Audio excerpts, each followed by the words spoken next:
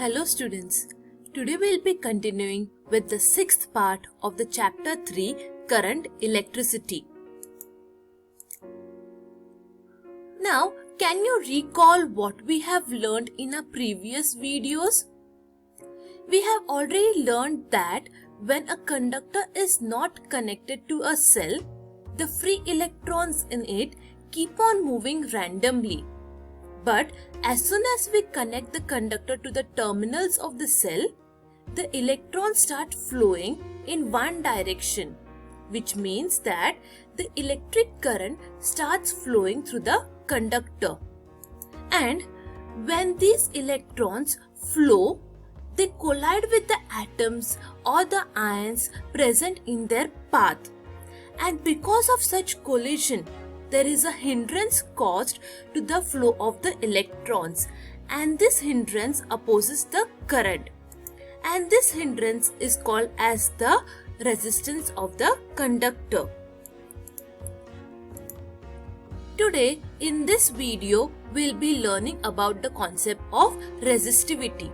Now, before going on to resistivity, we should first know that at any given temperature, the resistance of a conductor depends on three important factors, which are: first one, the length of the conductor; second, the area of cross section of the conductor; and the third, that is the material of the conductor. And the material of the conductor in turn is related to the resistivity of the conductor. Now let us see how exactly the resistance of a conductor R is related to the length, the area of cross section, and the material of the conductor. Now suppose we have 5 conductors and all 5 conductors have different lengths. And all these conductors are made up of the same material and they have the same area of cross section. In such case, the electron flowing through the longest conductor will have to travel a longer distance and will also collide with the atoms or the ions more number of times. And thus, longer the length of the conductor, more will be the resistance. And therefore, we can say resistance is directly proportional to the length of the conductor.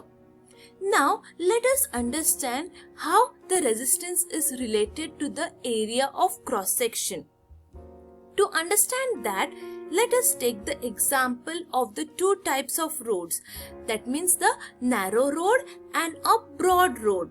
Now, in case of the narrow road, we all know the width is small. So, too many vehicles cannot move easily at the same time through a same point. And thus we face a lot of traffic or obstacles.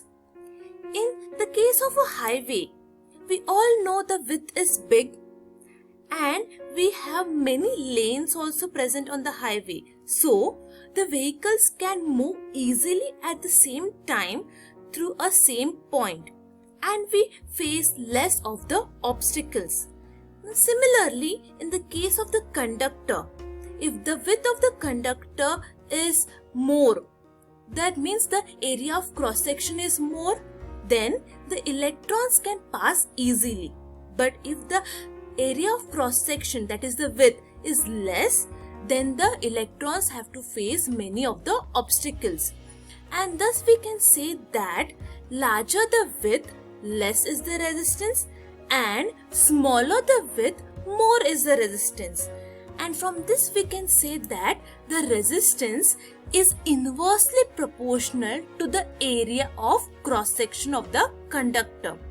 Now, if we club this both of the equations, we can say resistance is proportional to L upon A.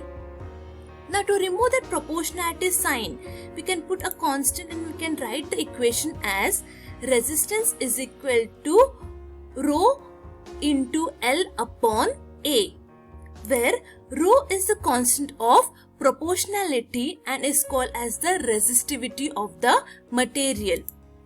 Just like your other quantities, even resistivity has its SI unit, and the SI unit of resistivity is ohm meter. Now, we all know that resistivity is a term that is related to the material of a conductor. So, can the resistivity of a conductor of different materials be same? The answer is no. Resistivity is a specific property of a material, and therefore different materials will have different resistivity. For example, copper, its resistivity is 1.7 into 10 raised to minus 8 ohm meter.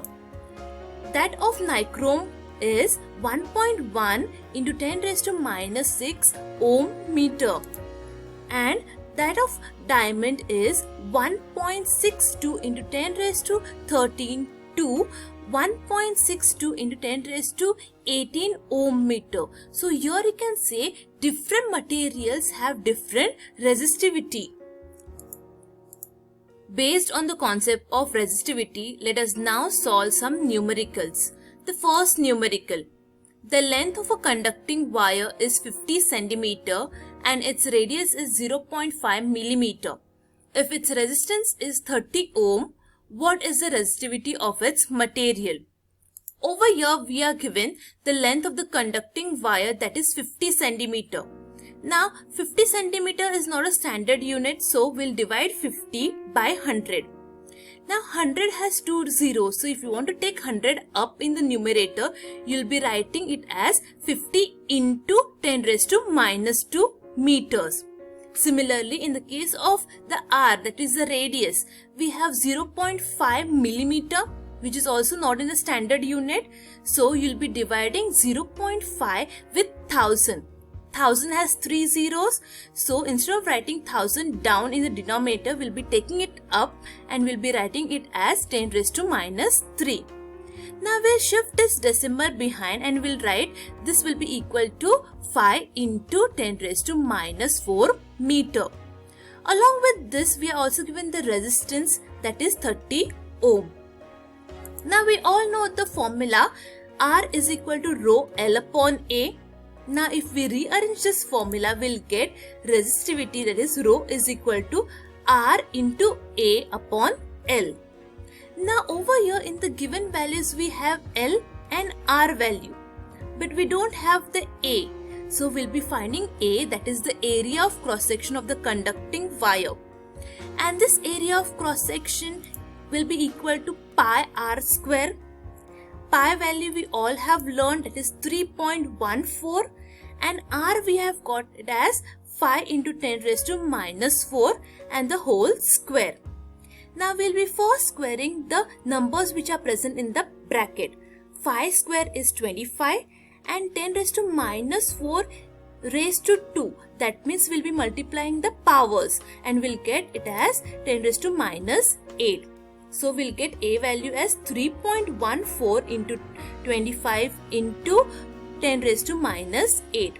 Now multiply the two numbers, that is 3.14 into 25.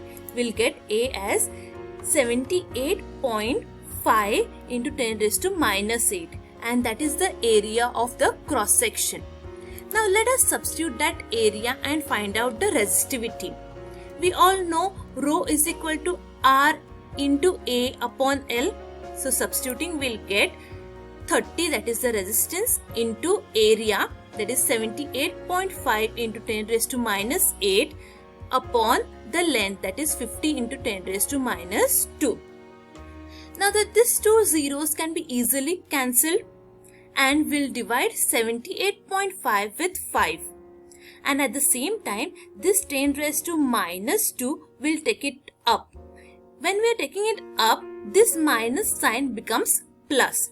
And we can write this as 3 into 15.7 after dividing into 10 raised to minus 8 as it is, and this 10 raised to minus 2 becomes 10 raised to plus 2.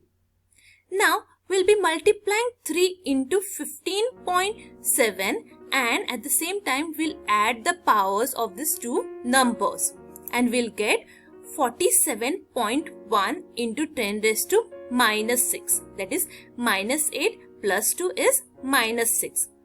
Now we'll shift this decimal over here in front and we'll get the rho value as 4.71 into 10 raised to minus 5. And thus we can say the resistivity of the given conducting wire is 4.71 into 10 raised to minus 5 ohm meter. Now let us take one more numerical from the exercise. The resistance of 1 meter long nichrome wire is 6 ohm. If we reduce the length of the wire to 70 centimeter, what will its resistance be? Over here we are given the two cases. In the first case, we have the length of the wire as 1 meter and the resistance at that time is 6 ohm. After that, we reduce the length of the wire and the second time the length is 70 centimeter. Now we all know 70 centimeter is not a standard unit, so we'll divide 70 by 100 and we'll get it as 0.7 meter. And we need to find the resistance of the wire in the second case. Now we all know the formula for resistance, that is R is equal to rho L upon A. Now over here we need to find the resistance for the second case. So for that we'll divide the resistance of the first case with the second one and we'll write it as R1 is equal to rho 1 L1 upon A divided by R2 is equal to rho 2 L2 upon A2. Now over here we all know we are using the same wire, so the resistivity will be same and the area of cross section will be also same. So here we can say rho 1 will be equal to rho 2 and A1 will be equal to A2.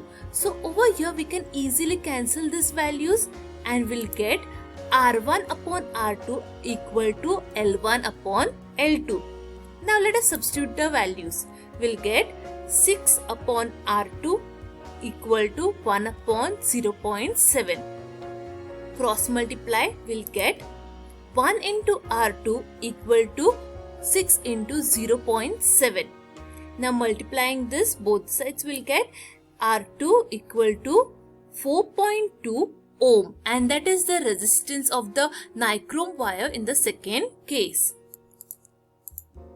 Now let us summarize. In this video, we learned that at a given temperature, the resistance of a conductor depends upon the length of the conductor, the area of cross section of the conductor and the material of the conductor. Later on, we also learned to derive the formula R is equal to rho L upon A. And after that, we learned to solve the numericals based upon the concept of resistivity. With this, I hope you'll be able to solve the given assignment easily. Thank you.